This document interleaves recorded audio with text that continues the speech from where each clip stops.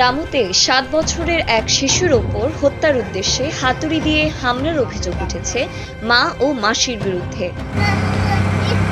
মঙ্গলবার রামুর বাইপাস এলাকায় এ ঘটনা ঘটে বলে অভিযোগ করেন শিশুটির পিতা রুবেল বড়ুয়া। এ সময় শিশুটিকে গুরুতর আহত অবস্থায় রামু উপজেলা স্বাস্থ্য কমপ্লেক্সে নিয়ে যাওয়া হয়। পরে উন্নত চিকিৎসার জন্য ওই শিশুকে কক্সবাজার জেলা সদর হাসপাতালে রেফার করা হয়।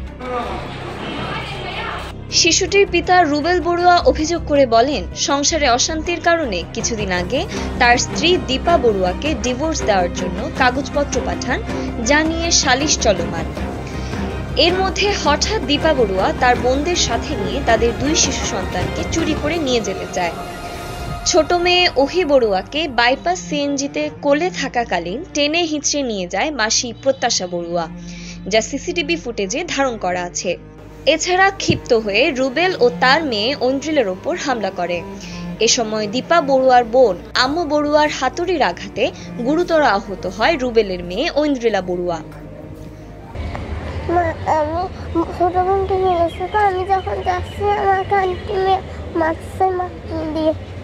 হঠাৎ করে আমি আমার দুটো মেয়েকে নিয়ে আমি যখন হোটেলে বাইপাসে ভাত খেতে আসলাম, বৃষ্টির মধ্যে গাড়ি থেকে নামতেছি না, একটু অপেক্ষণ হঠাৎ করে ওনারা এসে আমি হামলা করবো তো আমার মেয়েগুলো দেয়। এই মেয়েটা যখন যাচ্ছে না, একে টানা খেঁচা করছে আমার ওয়াইফ আর আমার শালি। এখন প্রথমে টানা খেঁচা করে ওনার একদিকে চাপিয়ে দিচ্ছে গলাটা, তখন চাপিয়ে ধরে এরপরে যখন ও যাচ্ছে না ওনার কাছে, তখন ব্যাগ থেকে প্রত্যাশা উঠে ব্যাগ থেকে মাতুল বের করে মাতুল ডাড্ডি এখানে চাপা দিছে ওনাকে। চাপা দেওয়ার নিঃশ্বাস যখন আটকেছে তখন ওকে নিয়ে আমি রামু হাসপাতাল গেলাম। রামু হাসপাতাল থেকে এবারে করে এখন সদরে নিয়ে আসছে। এই অবস্থা। ওনার আর আমার মধ্যে ডিভোর্স হয়ে গেছে। ওনার আমার মধ্যে কোনো নেই, লেনদেন নেই, কোনো কথাবার্তা নেই। উনি যে আমার মেয়েকে এভাবে মারছে, এটার আমি প্রতিবাদ করতেছি, এটা আমি চাই, এই শাস্তি চাই আমি। এখন মিলিটন্ট মাই 3 মহিলা নামবেন, আমি এনে চলাচলি শুরু করছি। তখন যত গাড়ি স্টার্ট দিই একগো মহিলা এনে শাড়ি পর্যা এনে হদ দেয় এই মাতুলালো। তখন বাচ্চারা যাতে চলাচলি করে, তার 2 বইনি বড় বাচ্চাকে গলা চিপি দিচ্ছি।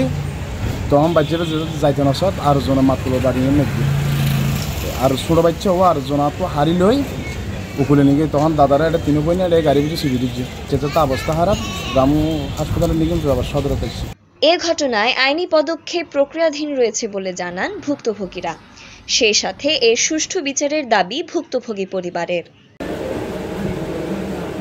News desk, TTN।